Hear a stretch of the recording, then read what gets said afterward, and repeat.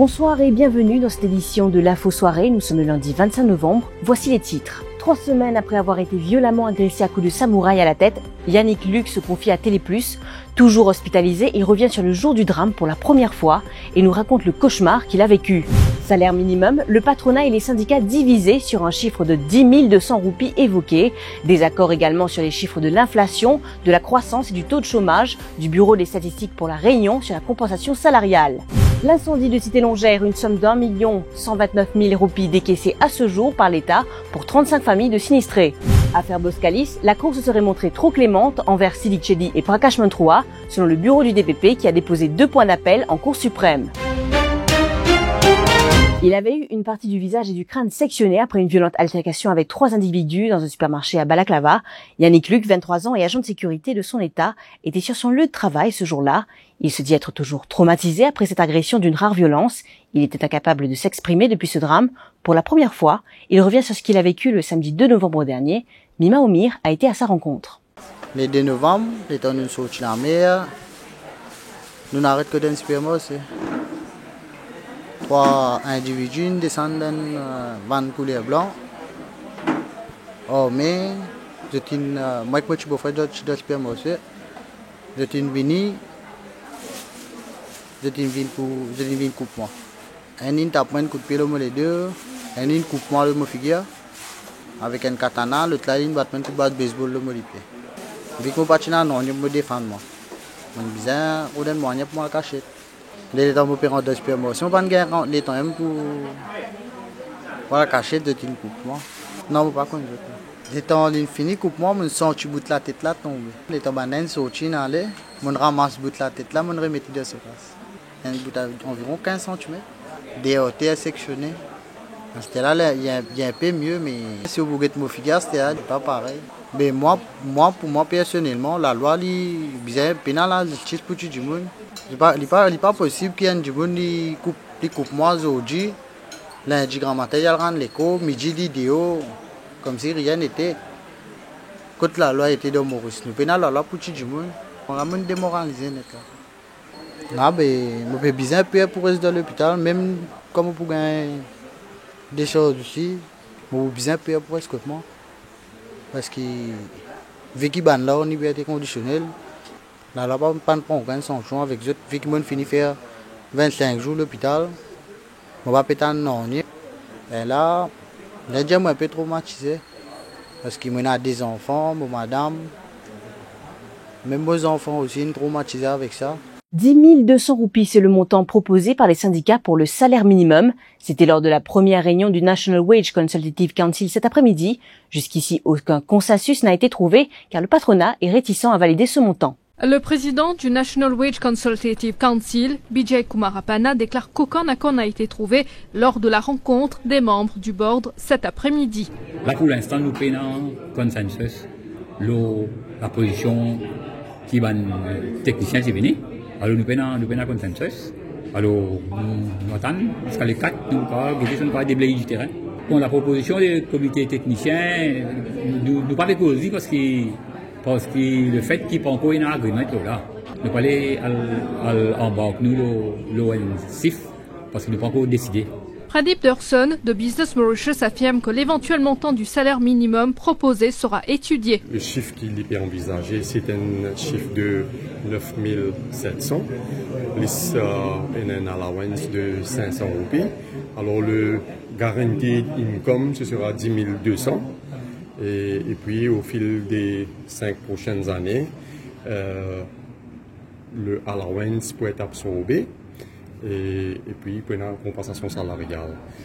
Nous besoin faire ressortir qui pas trop comprend comment il arrive à ce chiffre 9700 là.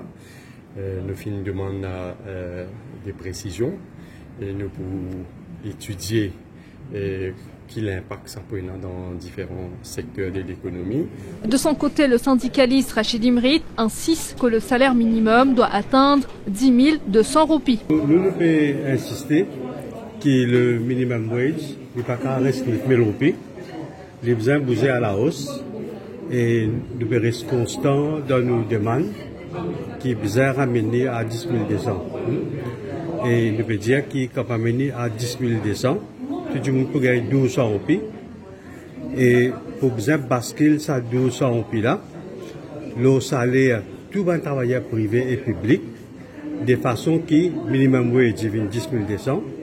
Et tout travailleur de Maurice, il gagne 1200 roupies le seul à payer. Et respecter qui se position dans la hiérarchie. Soulignons qu'une autre rencontre est prévue le 4 décembre prochain en vue de finaliser le nouveau montant du salaire minimum. Parallèlement, les chiffres de Statistics Mauritius sur l'inflation, le chômage et le taux de croissance divisent le patronat et le syndicat. Ce matin, lors de la réunion du comité technique sur la compensation salariale, au ministère du Travail, certains syndicalistes ont remis en question ces chiffres. La directrice du bureau des statistiques, elle, défend sa position. Aujourd'hui, le directeur statistique confirmé qui est chiffre qui est donné, il n'est pas basé sur la réalité mauricienne. Par exemple, quand nous parlons de l'emploi, alors il prend en considération le training également. Et nous connaissons dans beaucoup de secteurs, il y a un training grades, par exemple le Youth Employment Programme, il y a un service to Mauritius. Ce n'est pas du monde qui hold les substantive posts. Mais il peut dire qu'il prend le chiffre international, il prend ce training là, il appelle ça un employé. Alors il faut se donner. À nous exiger qu'il mette ça dans ce rapport pour que le gouvernement central au courant qui n'est pas basé uniquement le chiffre statistique pour déterminer une comparaison salariale. Alors, ça nous veut dire qu'il y a des exercices politiques. Et deuxième, c'est prendre en considération le minimum wage également.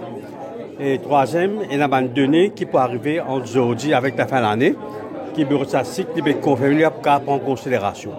Alors, ça nous veut insister que le 28, qui est le ministre des Finances, il prend tout ça facteur en considération. Énormément de questions que nous essayons de répondre dans la mesure du possible. Par exemple, est-ce qu'il nous inclut RIEP ou STM dans Employed? Nous servons définition internationale. Nous ne pouvons pas changer un standard du jour au lendemain. Nous allons d'après la loi à la loi internationale. C'est le standard pour une statistique qui regroupe by international standards. C'est un dimoun, un syndicat, peut dire qu'il y a un chiffre faussé ou erroné par rapport à ce qu'il donne grand matin. Je ne suis pas d'accord, dans le sens qu'il nous sert une recommandation internationale, mais il y a une méthode systématique qui nous fait depuis des années, et donc, je ne pas trouvé qu'il faisait dire qu'il y a un chiffre erroné. Il y aura 2 procès en appel dans l'affaire Boscalis en Cour suprême. Le directeur des poursuites publiques a lui estimé que la Cour s'est montrée trop clémente à l'égard de Sidik Chedi et de Prakash Mantroa ce matin. Le DBP a déposé 2 points d'appel en Cour suprême, vous le savez. L'ex-président de la Mauritius Sports Authority, Sidik Chedi, et l'ex-directeur de cet organisme, Prakash Mantroa, avaient contesté 9 mois de prison qui leur avaient été infligés par la Cour intermédiaire, décrivant la sentence comme trop sévère. Nous nous retrouvons après cette courte page de pub.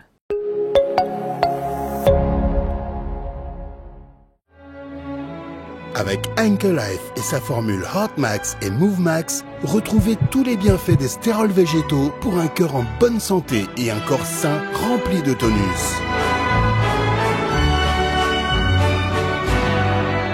Anchor Life, approuvé par la Heart Foundation Mauritius.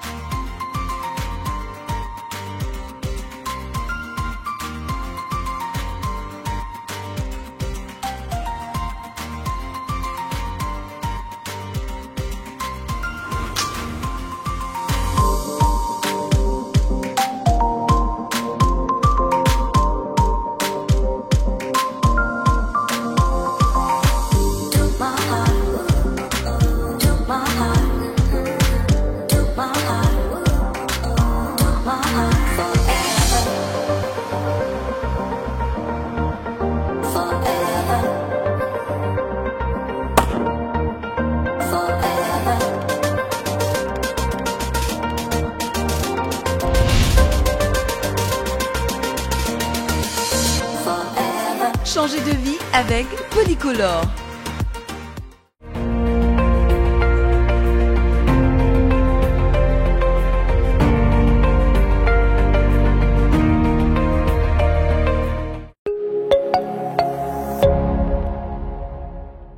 « 1 129 000 roupies ont été décaissées par l'État en termes d'allocation pour les 35 familles de sinistrés de l'incendie à Cité-Longertol à Baie-du-Tombeau. C'est ce qu'a indiqué le ministère de la Sécurité sociale. Par ailleurs, selon les autorités, 6 familles avaient regagné leur domicile avant de retourner au centre de refuge cet après-midi.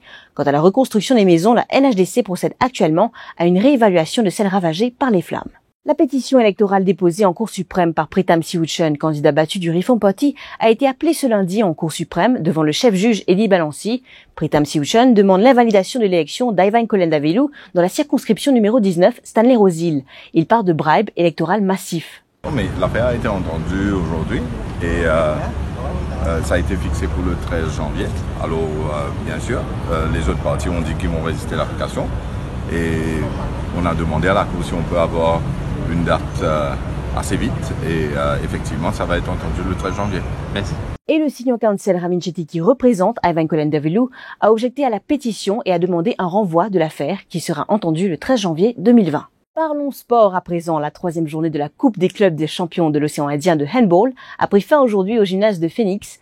Le Cup Starlight SC a remporté son premier match de la compétition. La formation cupipienne est venue à bout de l'équipe Rodriguez de Grande-Lafourche-Corail sur le score de 26-18. Le tournoi se poursuit demain avec la 4e journée toujours au gymnase de Phoenix. À 14h, l'AS Vacois Phoenix sera opposée aux Seychellois des AC Brovers. L'équipe championne de Maurice en titre tentera de remporter sa première victoire de l'édition 2019. À 15h30, le Cup Starlight affrontera l'équipe séchelloise de Duranta. Voilà, nous sommes arrivés à la fin de cette édition de l'Info Soirée. Merci de l'avoir suivi. Bonne soirée. L'info en continu sur le www.defimedia.info.